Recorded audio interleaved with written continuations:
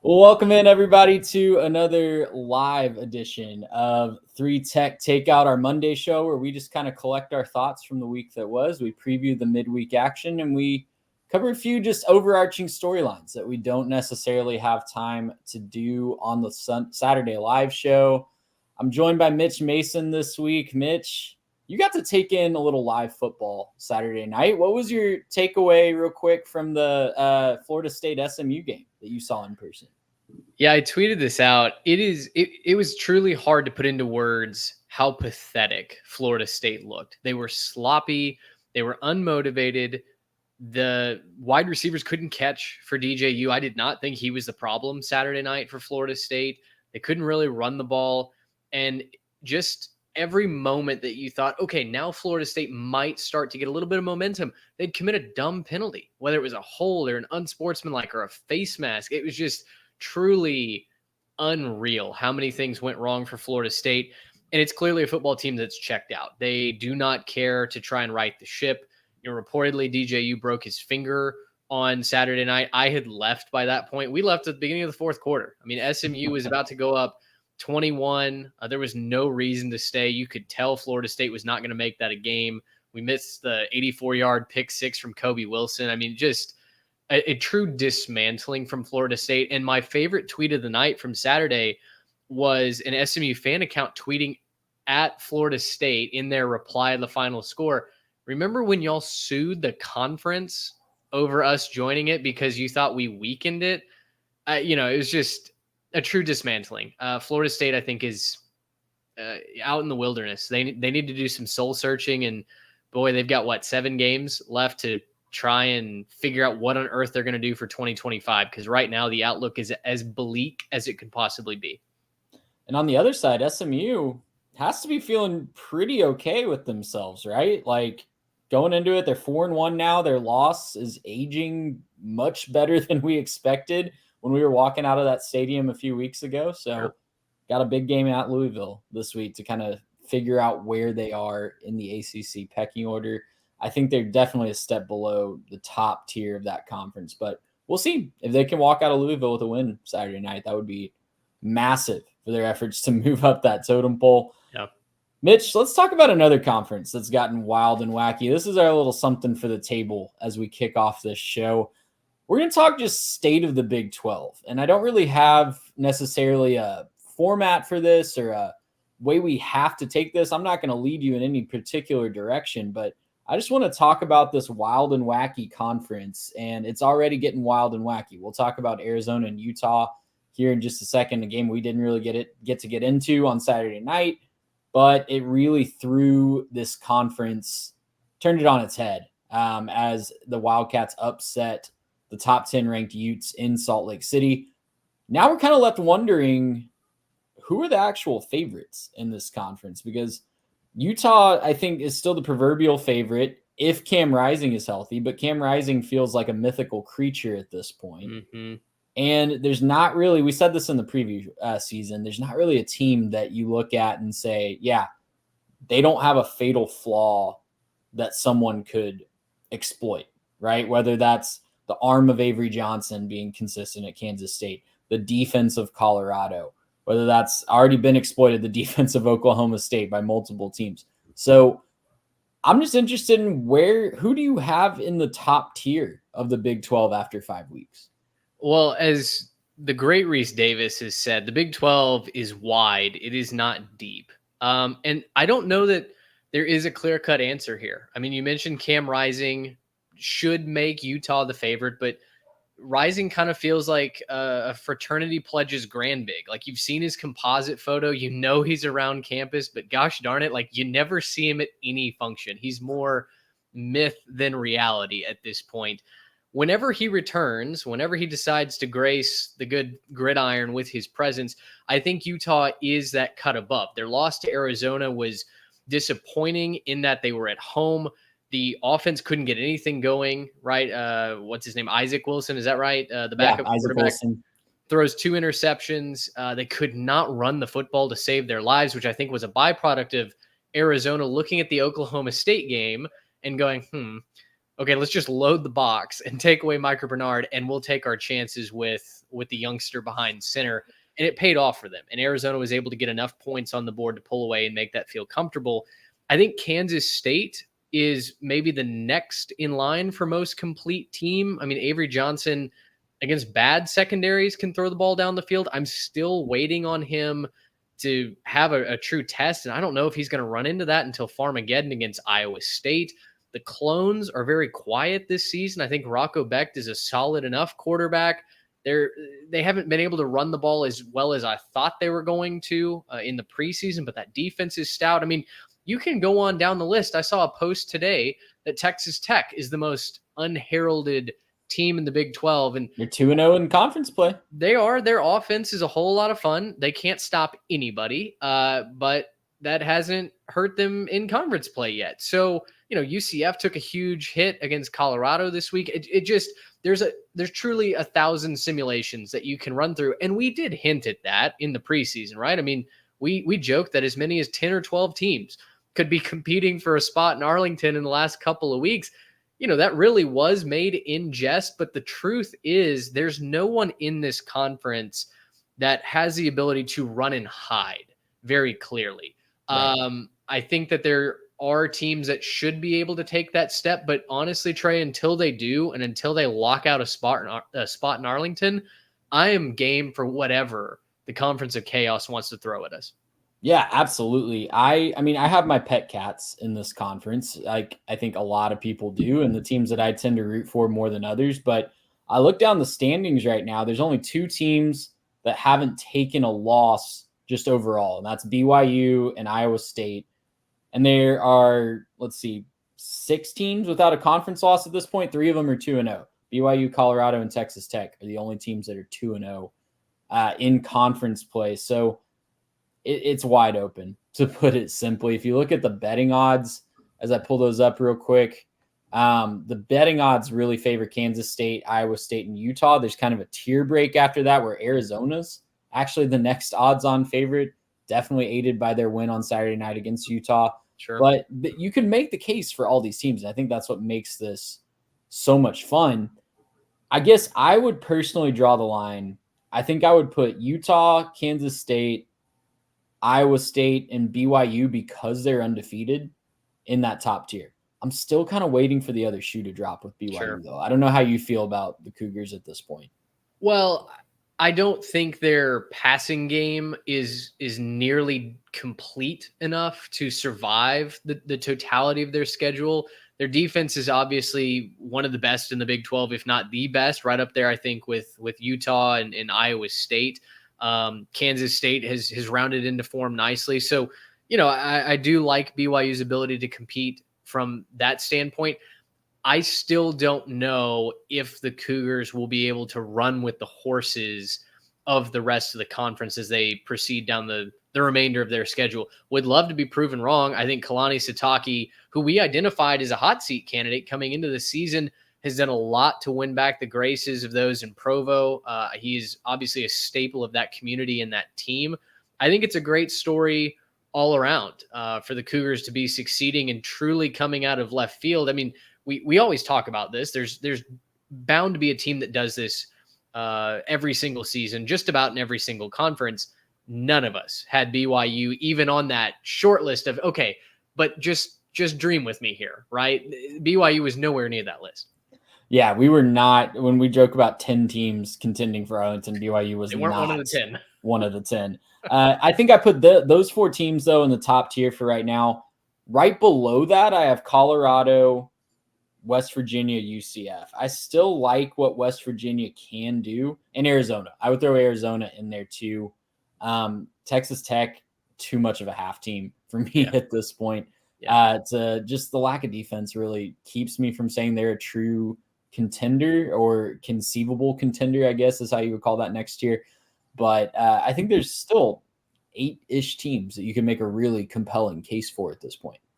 I think the most interesting to me there probably is Colorado, just because I think they need to turn every game into a 7-on-7 contest, but they also played a little bit more run defense on Saturday. Defense looked really good against UCF.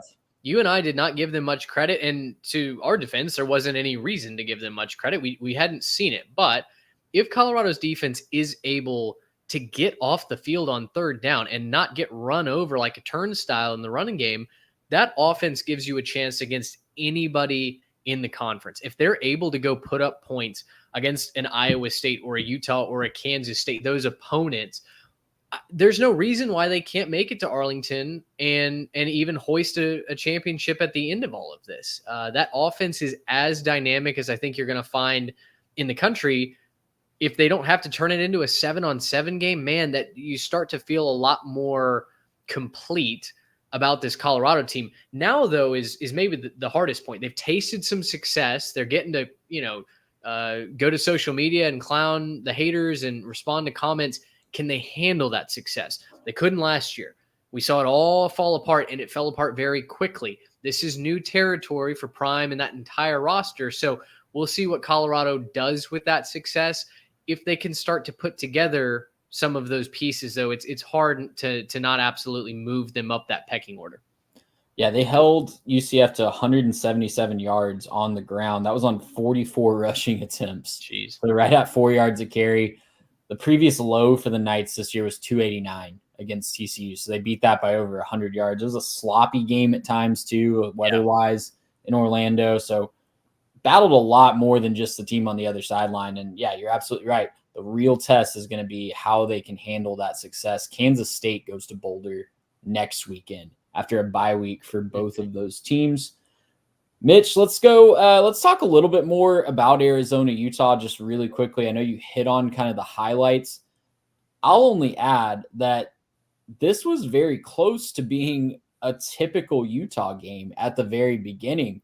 While everybody was locked into Georgia, Alabama, and rightfully so, you missed Utah's first two drives, and they went like this: 23 plays, 13 minutes and 42 seconds of game clock taken up, 0 points. Both of those ended in a turnover on downs inside the Arizona 10-yard line. Look, ifs and buts are candies and nuts, right? But you can settle for field goals there. Maybe you're feeling a little bit better in a 6-0, or I think it would have been a 6-3 game at that point. Could turn the tide of the game. I'm not going to play Monday night quarterback or Monday night armchair coach here, but definitely huge kudos to Arizona's defense for stepping up, getting those stands when they needed it, and really setting the tone for the game from there. The only thing that I didn't like about that dice roll from Whittingham, and look, you're at home, you've got an excellent defense. Like, I feel like the analytics say go for it in both of those situations. Down inside the 10-yard line, it's the backup quarterback, though. Exactly. If this is Cam Rising, you definitely come away with points, I feel like, on one of those two drives. And sure, you've got a little bit of an asterisk. Maybe it's not as sweet of a victory if you only get one score instead of two. But going for it the second time, it felt like that did more harm than good to Utah's morale. And Wilson ends up throwing 2 interceptions through the course of that game. And like I said, Micah Bernard just never got going as Arizona dared Utah to beat them through the air. So it was almost unintentionally proof of concept for what Arizona wanted to do in their game plan. They could master the bend but don't break defense, something that they just could not do against Kansas State. And from that point, it was Noah Fafita's ship really to command through the rest of the night. Yeah, you're absolutely right. They held Utah to just 84 yards on the ground. I didn't go back to look, but that has to be a low point for quite some time for the Utes. Yeah, and it really turns this conference race on its head because now we're searching for a true leader, and who knows when Cam Rising is going to come back. I think we should just expect him to not come back at this point because this is exactly what happened last year. They were really secretive about it.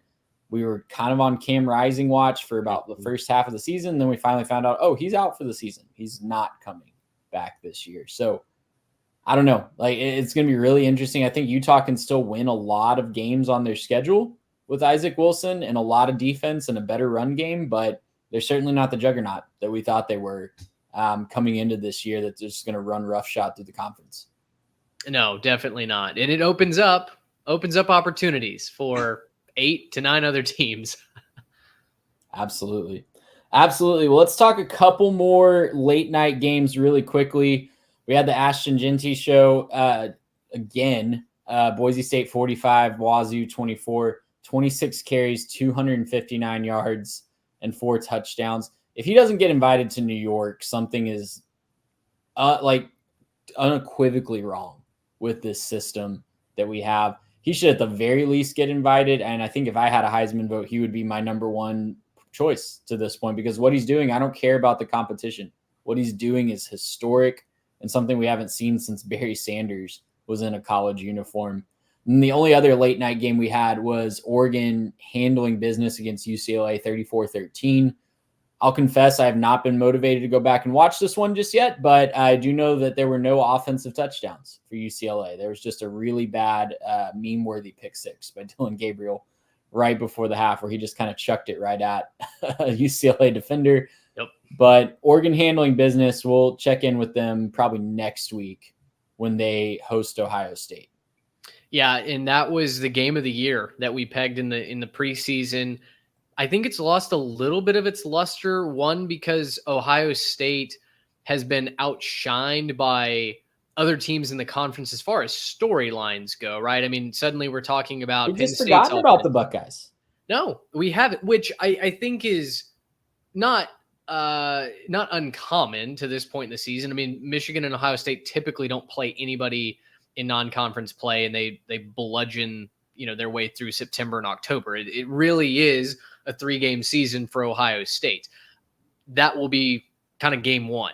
They've gotten some proof of concept things out of the way, but yeah, we just really haven't had to hear a whole lot other than the accolades of Jeremiah Smith, the freshman wide receiver, who's doing great things up there. But yeah, I'm looking forward to actually seeing Ohio State play someone else noteworthy. I think a lot of shine has come off Oregon, though. They just haven't looked like the Oregon teams of old, certainly not the Oregon team that graced the field last year. So that may be more of a test for Oregon and a more of a proof of concept for the Ducks than it is even the Buckeyes. We'll see. Oregon has Michigan State this week on Friday night. Ohio State has Iowa this week. Yes. So kind of an opportunity to play at someone with a pulse for the first time for the Buckeyes. Yeah, you're right. And I think Oregon, maybe even not because of their play on the field, because I think they've been handling business, and other than, Idaho being closer than they needed it to be week one and running into a really good Boise State team, they've just kind of quietly handled business, and they've kind of been buried on lesser networks, to be honest. They played on Peacock a couple times. They've been After Dark multiple times.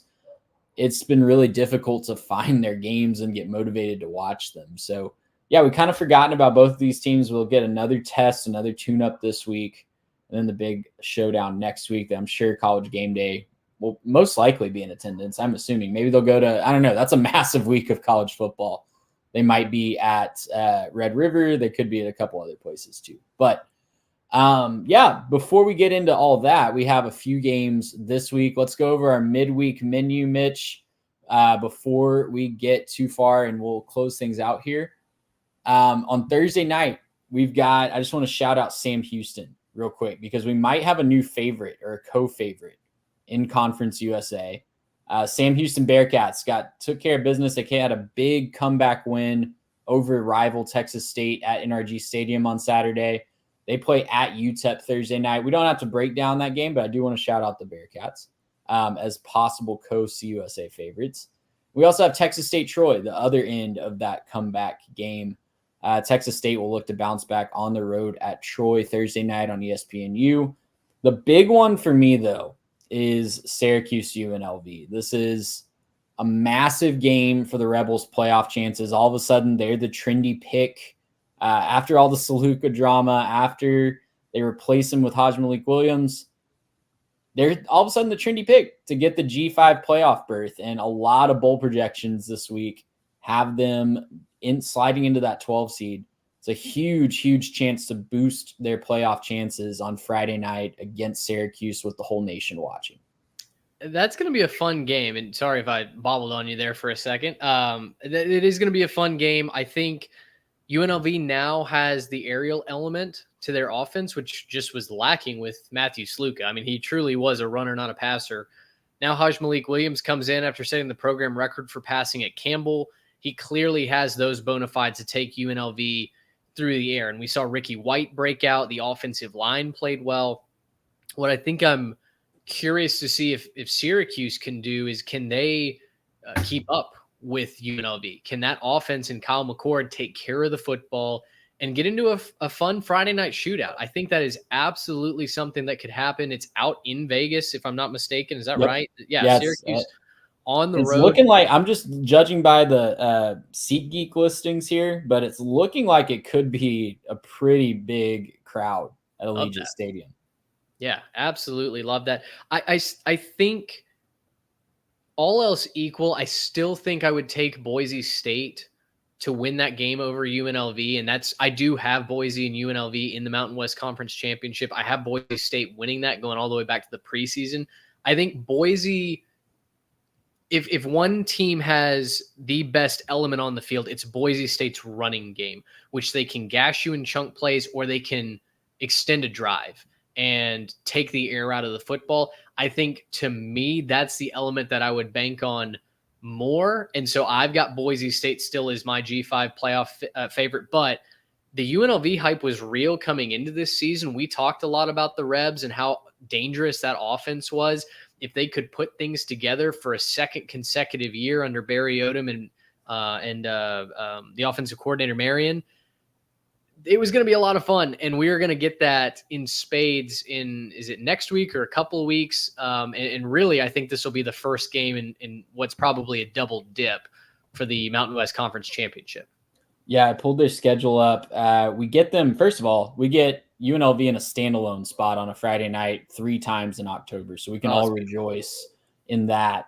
The game against Boise State is the 25th, a Friday night, 9:30 p.m. Central Time on CBS Sports Network. So we'll have to stay up late for that one. But I think it'll be worth it. I think that's going to be a really fun month. UNLV is 6-point favorites in this game. That kind of surprised me. Not necessarily that Syracuse has done a ton to earn the right to be favorites, but it's just always interesting when you see a G5 team favored over a power conference team. The recipe for Kyle McCord is just going to be take care of the football and try to go toe-to-toe with this offensive juggernaut of UNLV, because I think there's going to be a ton of points scored. Elsewhere on Friday night, we've got Jacksonville State and Kennesaw State. If that is something that interests you, you are a true college football sicko, and we applaud you. And it is the first game of the night, so we'll probably be tuned in for about 30 minutes before other things take my attention. That's 6 o'clock on CBS Sports Network. Houston at TCU is interesting to me. Houston is yet to score a point in Big 12 play through 2 games. Not ideal. And I was kind of high on the Cougars coming into this year to maybe be a little better than the experts thought. Not the case so far. TCU is 17-point favorite at home. And then the aforementioned Michigan State-Oregon game. I'm excited to see Oregon. I'm excited to get to watch them a little bit closer in a more isolated spot where they're getting a national broadcast and not a lot of games competing for my attention. It'll be really easy to flip back and forth between that one and the Syracuse UNLV game. But any other thoughts on that Friday slate? Anything stick out to you? Yeah. Do you know how many points Houston is averaging per game right now? Not a lot. I know it's not a lot. It is barely double digits. It's 10.4. That is dead last in the FBS, 134th.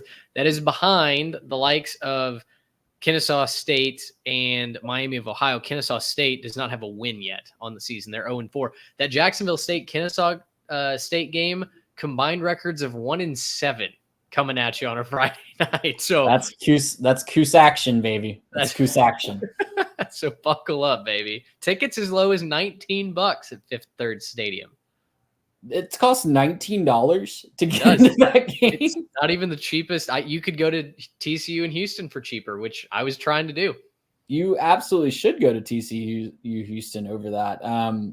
Wow, I can't believe that they're scamming people for $19 to go to that game. Maybe it comes with a dog and a drink. Who knows? Maybe it does. Yeah, I'm pulling up. Yeah, Oregon. You can go to the Oregon-Michigan State game for $19.